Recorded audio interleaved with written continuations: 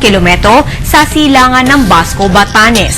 Sa inilabas na weather bulletin ng Pag-asa, taglay nito ang lakas ng hangin na 165 kilometers per hour malapit sa gitna at pagbugso nga abot sa 200 kilometro kada oras. Patuloy pa rin ang pagkilos nito pahilaga sa bilis na 11 kilometro kada oras. Ang public storm warning signal number 1 ay nakataas sa Calayan at Babuyan Group of Islands at sa Batanes Group of Islands. Mapag-iibayo rin ng bagyong Igme ang hanging habagat na magdadala ng pag-ulan sa Luzon, lalo na sa kanlurang bahagi nito. Kasama na nga dyan ang Metro Manila. Ang Visayas at Mindanao naman ay makakaranas ng isolated rain showers or thunderstorms. Nakataas pa rin ang gale warning sa eastern seaboards ng Central at Southern Luzon at kaya inaabisuhan ang mga mangingisda na huwag munang pumalaot dahil sa malalaking alon na dulot ng bagyo at ng habagat. Patuloy tayo nakaantabay sa magiging development sa ating panahon, lalo na't inaasahan na nga natin ang pagpasok pa ng isang bagyo sa ating PAR. Samantala, nagpapakawala pa rin ng tubig ang Ambuklao, Binga at San Roque Dams bilang preparasyon sa darating na bagyong Julian. At yan ang pinaka-latest mula dito sa Pag-asa DOST. Para sa Telebisyon ng Bayan, April and Nerio. Salamat kasamang April sa pagbibigay ng mga huling impormasyon. Hingil po naman sa bagyong si Igme at sa isa pang paparating. May pangalan na kaagad dito kasamang Edwin, no? Si Julian. Well, si Secretary Dilima po ay nagpahayag na rin ng kanyang mensahe at pakikiramay. At ayon po kay Secretary Leila de Lima, hindi pa rin po siya makapaniwala hanggang sa ngayon sa pagyao ng kanyang kaibigan. Si Attorney Cleo Guerra po, sa ngalan po ng buong hanay po ng higaturan sa ating bansa, ay nagpapahayag ng kanyang pagkiramay sa pagkakakumpirma nga po ng pagyao ni Secretary Robredo. Mga kaibigan, kung yung mapapansin, Joseph, mukhang itong buwan ng Agosto, masasabi ba natin hindi talaga kagandahan? Dahil unang linggo ng Agosto, kung mapapansin mo, marami sa ating mga kababayan ang silawin palad na mabiktima ng bagyo. Bagyo, di ba? At yung habagat.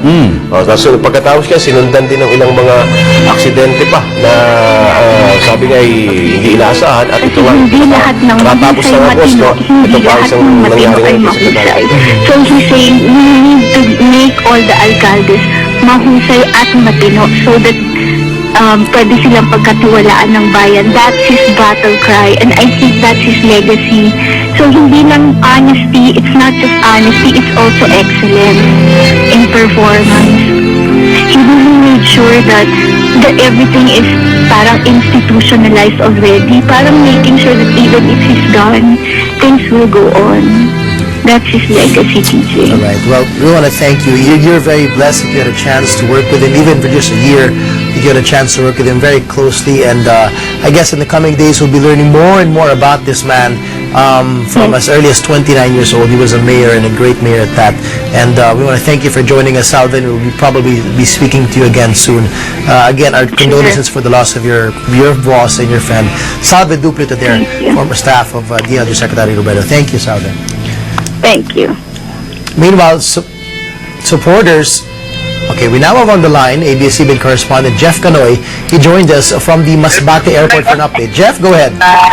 Alright, Balik tayo kasama ang Edwin. Napakinggan po ninyo kani-kanina lang yung isa sa mga parang tribute o pagbibigay ng paggalang ng kanyang mga manggagawa. So inulit lang ho natin, baka nagkakaroon kayo ng curiosity, ano? Tayo ay nakasync in din at nakahook up din tayo sa ANC, yung news channel ng ating kapatid na himpilang ABS-CBN.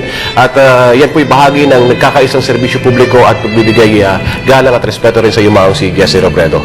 Opo, ang Pangulong Aquino po ay kung di tayo nagkakamali, parating na o nasa Naga Airport na para po sa personal niya pagtungo doon at makapagpaabot na ng formal na pagkiramay sa pamilya ni Secretary Robredo. So mga kaibigan, Kilalapag lang po sa ngayon ay kilalapag lang ng C-130 ng Pangulo, no, sa Masbate Airport. sumakay din ang Pangulo ng eroplano. Oo, kasi At hindi naging atubili, sumakay ng eroplano. C-130 pa yan, Joseph. correct. At agad-agad niya gusto makita at siyempre, Oo. makapag... Ayan, pinakikita yung C-130. Yan po. Yan yung C-130, ikaw mas familiar ka dyan dahil nag-defense wala upuan sa loob yan, di ba? Wala. Puro ka Naka-play yan, eh. nakasalampa ka lang dyan sa loob. Oo. Kung sino-sino mga Mga kasama. mga katabi mo, minsan may katabi kang aso, kung kung ano. Yan yung C-130 talaga. At dyan sumakay ang Pangulo para lang makarating ka agad siya doon. Kasi nga, kaya niyan yung lakas ng bugso ng hangin, di ba? Kung meron lang, di ba? So mga kaibigan, ang Pangulo ay paparating na dyan po sa Masbate Airport at sasalubungin din siya ng mga natives doon, ng ating mga kababayan doon. Ating mga kasamang, sabi nga, tagapag-ulat din na magbibigay sa atin ng impormasyon.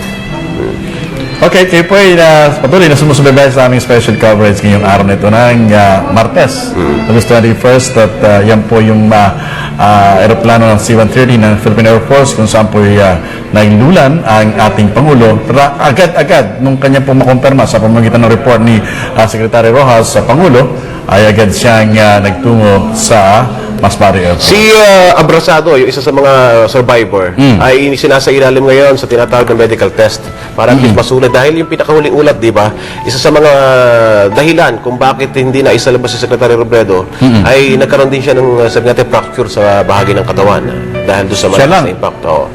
Siya lang ang Survivor. kaisa-isang survivor dito sa pangyayaring ito. At alam mong may napansin nga tayo doon, may isang doktora na nagbibigay ng paggamot sa kanya, yung naggamot sa kanya. Yung pala kapatid ni Secretary Robredo. Oo, nakita mo. Nalaman ko ito kay Butch Robredo. Napaka-touching naman Yung nun. sa PGH, yung kapatid ni Secretary Robredo ang siyang gumamot dito sa aid ni Secretary Robredo. Coincidence, ano? Makita mong magkasama yung kalihim at saka yung survivor. Pagkatapos yung survivor, ginamot pa ng kapatid ng kalihim. Nag-aalala din dun sa kalihim. Kasi yung isang kapatid niya nasa Amerika. Dadalawang magkapatid na na lalaki, si Butch Robredo at saka secretary. Tapos yung isa yung doktor sa PGH at yung isa naman ay nadoon sa Naga. At alam ba, si Secretary Robredo, para kung saan yung kalaman, ang anak niya lahat ay pawang mga babae. Magaganda pa. 3 babae.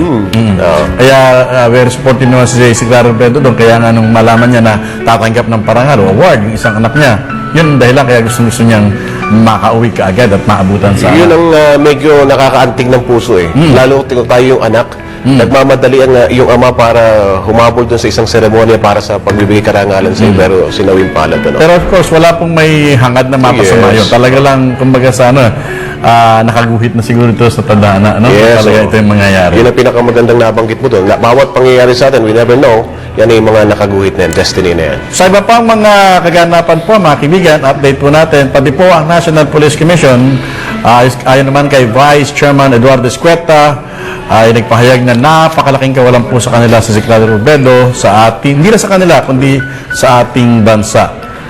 At talaga namang luksan-luksa po ngayon ang sambayan ng Pilipino sa pangyayaring ito. At kalinsabay ho yan, mga kaibigan. Meron tayong live sa Naga City kasama ng Edwin. Nakikita mo sa monitor natin.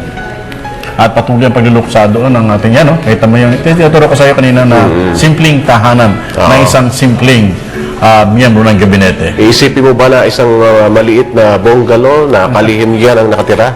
Dati ang impresyon, gaya ng binanggit mo kanina, ang impresyon, kapag ikaw ay part of government, eh nasa high-class subdivision. Dati yun. Pero buhat ng ay nga natin ay namuno na ang ating Pangulong Aquino, wala na yun eh. Ito nga yung kauna-unahang pagkakataon na itinutuwid na natin ang ating bansa, tinutuwid natin ang ating daan, kaya tayo na may dahan-dahan na ito nating nararamdaman. At kinakailangan natin itong ganito mga kababayan natin, mga leader, tulad ni Secretary Robredo. Unti-unti natin nararamdaman yung equality. Yung equality ng ating mga namumuno. At sabi nga ng Presidente, lagi niyang binibigyan din, kayo ang boss namin eh. At bakit meron ba namang amo mo, mas mayaman ka pa doon sa amo mo? Diba? Isa sa mga bagay at pinupunto ng ating Presidente. So yung bigil naman, sa dako ng Lasal Green Hills, mga kaibigan, ay dinadagsana at yung bahagi ho ng misa ay nandun na sa kanilang komunyon. Parte na ng komunyon ang misa ngayon. May mga texters tayo, Joseph. May mga iba't ibang mga tweets at saka mga messages na natatanggap natin ng pakikidalamhati at pagpapabot ng kanilang pakikiramay kay Secretary Robredo. At syempre, doon po sa dalawang yan yung buong pamilya kasama Antig ng damdami, makikita yung buong pamilya, yung 4 na babae Yung kabuhay niya. Yung apat na babae sa buhay niya. Siya ay yung kanyang misis at Si yung Atty. Lenny, at saka yung yung tatlong anak na babae. Na yung isa medyo bata pa talaga, no?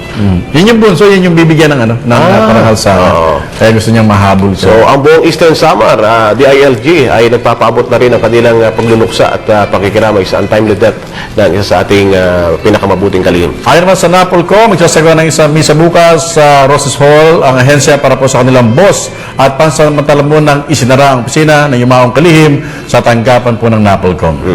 Ang hindi nakakabatid, yung PNP, National Police Commissions, ay under yan sa umbrella Correct. ng DILG. Sa Twitter account naman ng DepEd, nagpahayag na rin po sila ng pakikiramay at iba pang mga ahensya tulad ng Department of Education.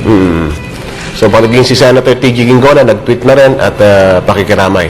Halos lahat ng ating mga nasa sa gobyerno ngayon ay parang, sabi nga, hindi pa rin nagsisingking sa isip nila, no? Na yung kanilang kasama sa mahabang mesa, sa tuwing magmimiting ang Pangulong Noy, ay wala na. May upuan doon siyempre si Secretary Robredo. At kung sakali man, siyempre ngayon, ang panalangin ng bayan, kung sakali na, of course, talaga naman papalitan, ay sana'y kasing galing, kasing husay, at kasing lalim ang sinseridad ni Secretary Robredo ang mapapalit sa Maalala mo yung pag-upo ni Secretary Robredo, mukhang nung unang upo niya pa lang, medyo nagkaroon na ng little bit of intrigue, di ba?